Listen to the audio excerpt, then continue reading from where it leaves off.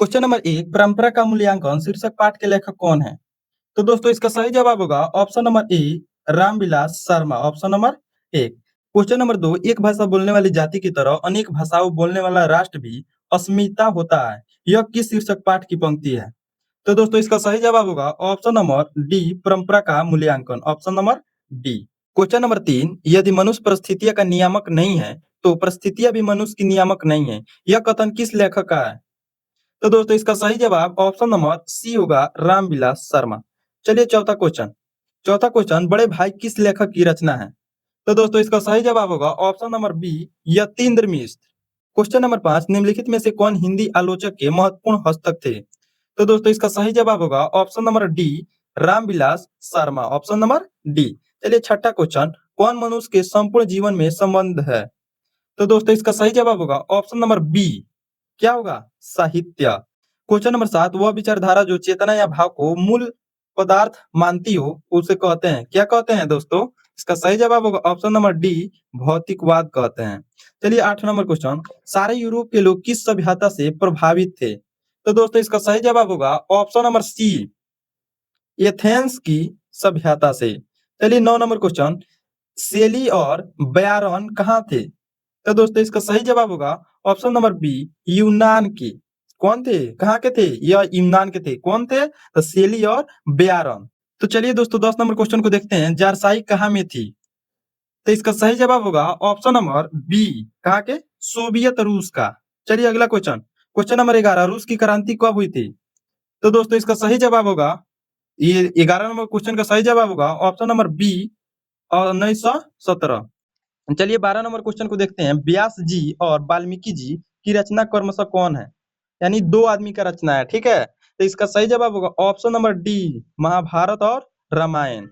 चलिए अगला question 13 number question परंपरा का मूल्यांकन किसकी पुस्तक है?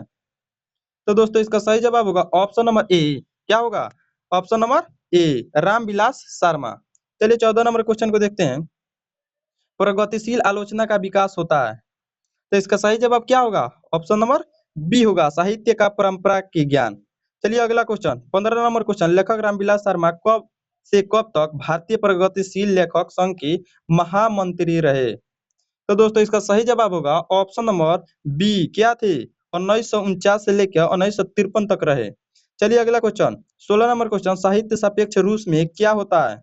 तो दोस्तों इसका सही जवाब होगा ऑप्शन नंबर डी क्या होता है स्वाधीन होता है। चलिए 17 नंबर क्वेश्चन एथेंस किस महादेश में है?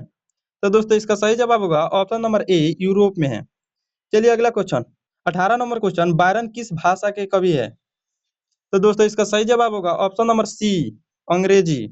चलिए 19 नंबर क्वेश्चन निराला की साहित्य साधन किसकी कृति है? तो दोस्तों इसका सही जवाब होगा option number C Ramvilas Sharma. चलिए 20 नंबर क्वेश्चन द्वंद भौतिकवाद मनुष्य की चेतना को आदर्श संबंध से प्रभावित मानते हुए उसकी स्वाधीनता स्वीकार करता है। यह पंक्ति किस शीर्षक पाठ की है? तो दोस्तों इसका सही जवाब होगा ऑप्शन नंबर सी परंपरा का मूल्यांकन। चलिए 21 नंबर क्वेश्चन दूसरे की नकल कर लिखा गया साहित्य कैसा होता है? तो दोस्तों इसका सही जवाब होगा ऑप्शन नंबर सी अधम होता है अधम। चलिए 22 number question Rafale Leonardo da Vinci और एजेंलो किसकी देन है? तो दोस्तों इसका सही जवाब होगा ऑप्शन नंबर सी इटली की देन है। चलिए 23 नंबर क्वेश्चन शेक्सपियर कहाँ के थे? 23 नंबर क्वेश्चन शेक्सपियर कहाँ के थे? ए। चलिए अगला क्वेश्चन कहाँ के थे? एक सेकंड कहाँ के थे? ऑप्शन नंबर ए होगा शेक्सपियर कहाँ के थे? नाटककार थे। कौन थे? तो नाटककार थे। चलिए अगला क्वेश्चन निर्मला की साहित्य साधन कितने खंडों में रची गई है? निर्मला की साहित्य साधन कितने खंडों में रची गई है? तो दोस्तों इसका सही जवाब होगा ऑप्शन नंबर बी ठीक है क्या होगा 3 खंडों में। चलिए अगला क्वेश्चन नंबर 25 लेखक रामविलास शर्मा का जन्म कब हुआ था? तो इसका सही सही जवाब आप कमेंट में दीजिए ठीक है 10 अक्टूबर 1912 को। चलिए 26 नंबर क्वेश्चन लेखक रामविलास शर्मा का जन्म कहाँ हुआ था? इसका आंसर जल्दी जल्दी कमेंट कीजिए। इसका सही होगा ऊंच गांव सानी। क्वेश्चन नंबर 27 प्रेमचंद और उनका युग किनकी रचना है? तो दोस्तों इसका सही जवाब होगा ऑप्शन नंबर 27 का होगा बी किनकी रचना है? तो रामविलास शर्मा का।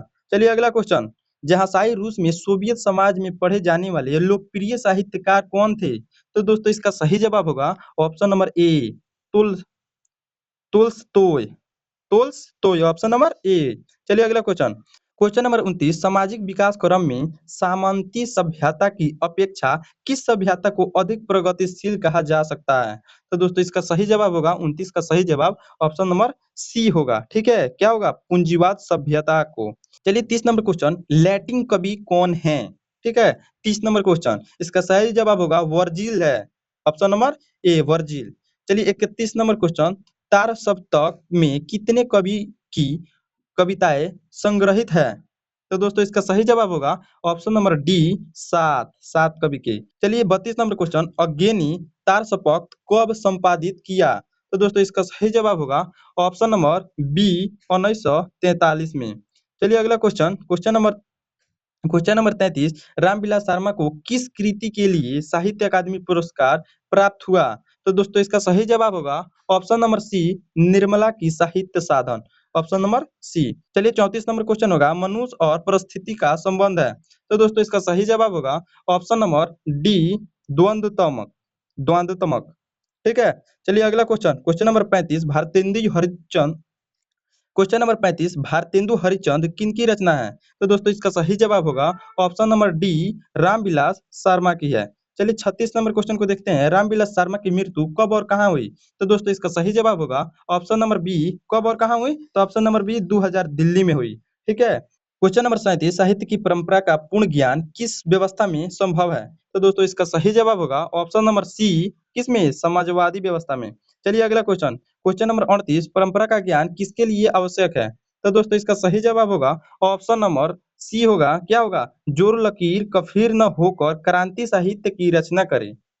चलिए अगला क्वेश्चन, क्वेश्चन नंबर 39, भारत की राष्ट्रीयता क्षमता का पूर्ण विकास किस व्यवस्था में संभव है? तो दोस्तों इसका सही जवाब होगा ऑप्शन नंबर सी, समाजवादी व्यवस्था में। चलिए 40 नंबर क्वेश्चन को देखते हैं, लेखक रामविलास शर्मा के गांव का नाम क्या था?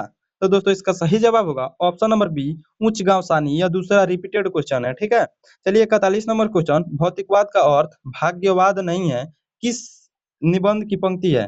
तो दोस्तों इसका सही जवाब होगा 41 की ऑप्शन नंबर बी होगा, परंपरा का मूल्यांकन। चलिए 42 नंबर क्वेश्चन, परंपरा का मूल्यांकन शीर्षक पाठ साहित्य की कौन विद्या है? तो दोस्तों इसका सही जवाब होगा ऑप्शन नंबर बी, निबंध है।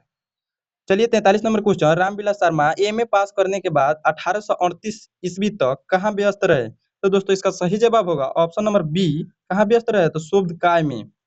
चलिए अगला question, 44 number question, Ramvilas Sharma का लेखक है। तो दोस्तों इनमें से रामविलास शर्मा कौन लिखे हैं? इसका सही जवाब होगा ऑप्शन नंबर डी, सभी लिखे हैं। क्या क्या लिखे हैं? भाषण और समाज, भारत की भाषा समस्या, विराम चिन्ह। ठीक है, चलिए 45 नंबर क्वेश्चन, समांती दुनिया में महान कवि के दो ही केंद्र कौन कौन थे? तो दोस्तों इसका सही जवाब होगा ऑप्शन नंबर ए, भारत और ईरान। चलिए 46 नंबर क्वेश्चन, समारजी ने पुरस्कार की राशि कितने दान स्वरूप दिया? तो दोस्तों इसका सही जवाब होगा ऑप्शन नंबर सी, क्या होगा? भारत सरकार को। चलिए अगला question, question number 47, Ramvilas Sharma ने बीए कब पास की? तो दोस्तों इसका सही जवाब होगा ऑप्शन नंबर ए, 1932 में। क्वेश्चन नंबर 48, आदम का शाब्दिक अर्थ है? तो दोस्तों इसका सही जवाब होगा ऑप्शन नंबर ए, क्या होगा? ऑप्शन नंबर ए, अति प्राचीन। चलिए 49 नंबर क्वेश्चन को देखते हैं, हमारी राष्ट्रीय आवश्यकता है। तो दोस्तों इसका सही जवाब होगा ऑप्शन नंबर ए, समाजवाद। चलिए 50 नंबर क्वेश्चन, पुरानी संस्कृति में कौन नाता नहीं छोड़ती?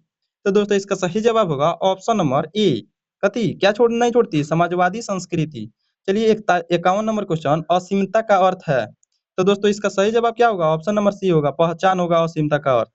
चलिए 52 नंबर क्वेश्चन, परंपरा का मूल्यांकन शीर्षक पाठ के अनुसार साहित्य के निर्माण में किसकी भूमिका निर्णायक है? तो दोस्तों इसका सही जवाब होगा ऑप्शन नंबर ए, प्रतिभाशाली मनुष्य की भूमिका।